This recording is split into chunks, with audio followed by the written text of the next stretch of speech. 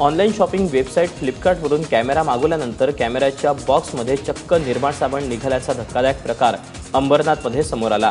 यात अंबरनाथच्या लोकनगरी भागात राहणाऱ्या तरुणाची 31,000 रुपयांची फसवणूक झाली असून यात कुरिअर कंपनीसह फ्लिपकार्टनेही हात वर केलेत। त्यामुळे आता दाद मागायची कुणाकडे असा प्रश्न या तरुणाला पडलाय। किरणच्या घरी जो मुलगा पार्सल घेऊन आला होता त्यानं अत्यंत घाई गडबडीत पार्सल सोपवून पोबारा केला।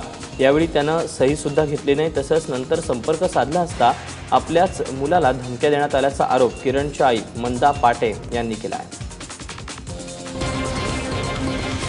छोट्या मुलाला ते काय कॅमेराचं काहीतरी शिकायचं होतं, फोटोग्राफीचं, म्हणून मी पण आवडीने म्हटलं जाऊ दे, घेऊ दे म्हणून। मुलं असं पण आम्ही पटकन वस्तू देत नाही मुलांना काही, पण तो बोलला मम्मी माझं शाळेत काही शिक्षणामध्ये लक्ष नाही, मला ते फोटोग्राफीचं करायचं आहे, त्याच्यामुळे मी कॅमेरा घेतो। म्हणून आम्ही काटकसर करून ते कॅमेरा ऑर्डर केला आणि आमच्यासोबत असा फ्रॉड झाला त्या लोकांनी। मी काल त्याला दुपारी फोन केलेला, म्हटलं काय तुमचं काय, म्हटलं रिप्लाय येतच नाही। तो बोलला मावशी पेमेंट बोलते जास्त असल्यामुळे तुमचं काही होणार नाही, म्हणून त्यांनी सरळ मला सांगितलं का।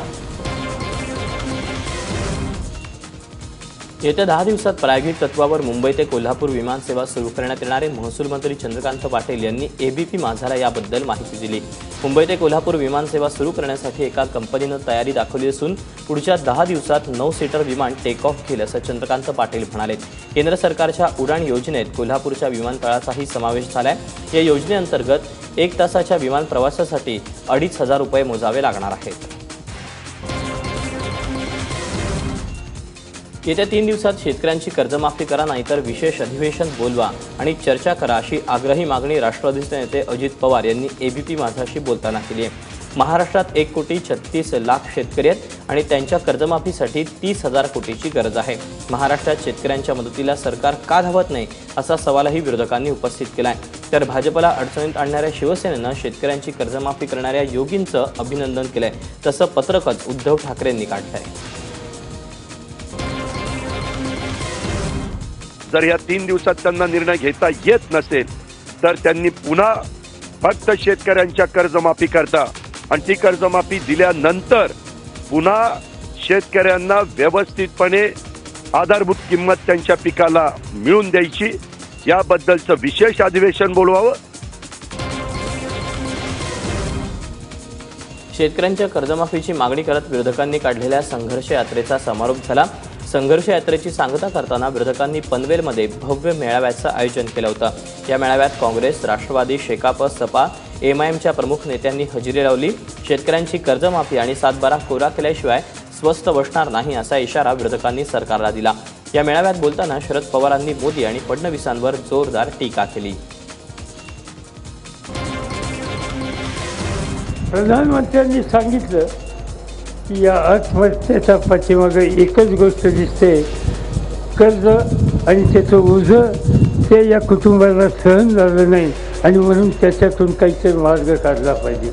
माझ्या खात्याने प्रस्ताव तयार केला, मंत्रिमंडळाने मान्य केला आणि एका रकमेनं 71,000 कोटी रुपयाचं कर्ज हे माफ केलं।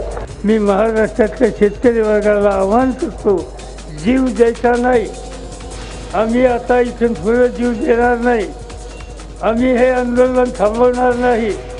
राज्यकर्त्यांनी आमच्या प्रश्नाकडे दुर्लक्ष करण्याची भूमिका घेतली तर त्यांचा जीव हराम करण्याची भूमिका आम्ही सगळेजण मिळून करू। दरम्यान विरोधकांच्या संघर्ष यात्रेवर मुख्यमंत्री देवेंद्र फडणवीसांनी टीकेची झोड उठवली आहे। जे मर्सिडीजमधून खाली उतरायला तयार नाहीत ते कसले संघर्ष यात्रा काढणार अशा शब्दात मुख्यमंत्र्यांनी तोफ टाकली। ते काल चंद्रपुरात बोलत होते। केवळ संघर्ष यात्रा नाव दिल्याने कुठली यात्रा संघर्षाची यात्रा होत नसते। अरे संघर्ष यात्रा काढली होती ती आमच्या गोपीनाथराव मुंडेंनी काढली होती, ती समाजाची यात्रा होती, ती जनतेची यात्रा होती, ती नेत्यांची यात्रा नव्हती। हे एअर कंडिशन मर्सिडीज बेंझ मध्ये त्या ठिकाणी बसून नेते बाहेर देखील उतरायला तयार नाही अशा प्रकारची ती यात्रा नव्हती। जमिनीवर लढाई करणारे कार्यकर्ते आणि त्यांच्या सोबतचे शेतकरी हे त्या यात्रेमध्ये सम्मिलित होते, कारण त्या शेतकऱ्याला हे माहिती होतं हा माझा करता संघर्ष चालू आहे। शेतकऱ्यांच्या मागण्यांकडे लक्ष वेधण्यासाठी सांगलीतले शेतकरी विजय जाधव हे प्रतिकात्मक अंत्ययात्रा घेऊन मुंबईत दाखल झाले। काल त्यांनी उद्धव ठाकरेंचं निवासस्थान असलेल्या मातोश्री बाहेर हजेरी लावली। शेतकऱ्यांची संपूर्ण कर्जमाफी आणि बैलगाडा शर्यती सुरू करण्याच्या मागणीकडे सरकारनं गांभीर्यानं लक्ष देण्याची मागणी विजय जाधव यांनी केली। आज मुख्यमंत्र्यांच्या वर्षा निवासस्थानाबाहेर या प्रतिकात्मक अंत्ययात्रेची सांगता ते करणार आहेत। मुख्यमंत्री देवेंद्र फडणवीस मी मुख्यमंत्री बोलतोय या कार्यक्रमामधून थेट शेतकऱ्यांशी संवाद साधणार आहेत। येत्या रविवारपासून हा कार्यक्रम डीडी सह्याद्रीसह मराठी वृत्तवाहिन्यांवर प्रसारित करण्यात येणार आहे। मी मुख्यमंत्री बोलतोय या कार्यक्रमाचा पायलट एपिसोड नुकताच शूट करण्यात आला।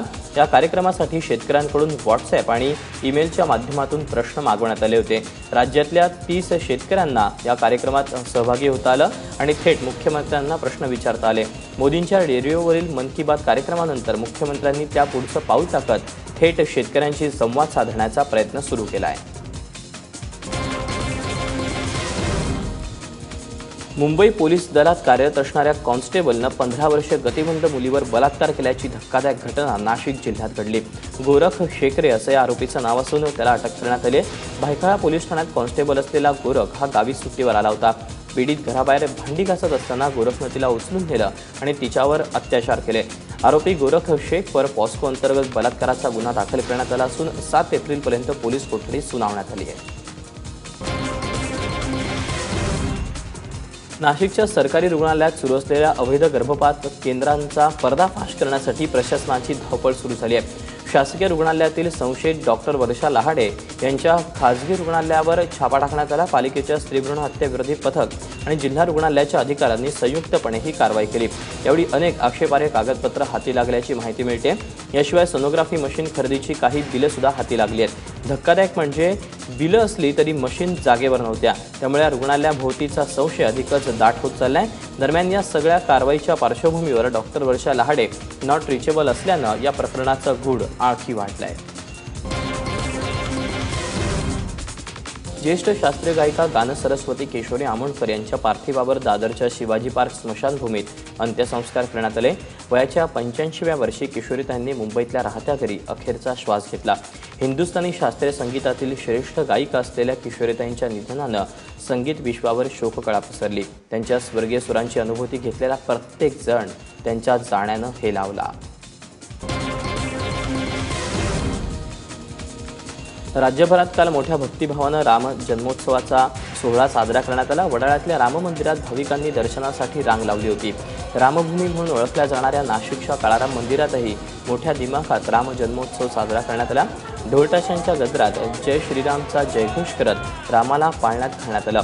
पालकमंत्री गिरीश महाजन या जन्मोत्सवाला आवर्जून उपस्थित होते।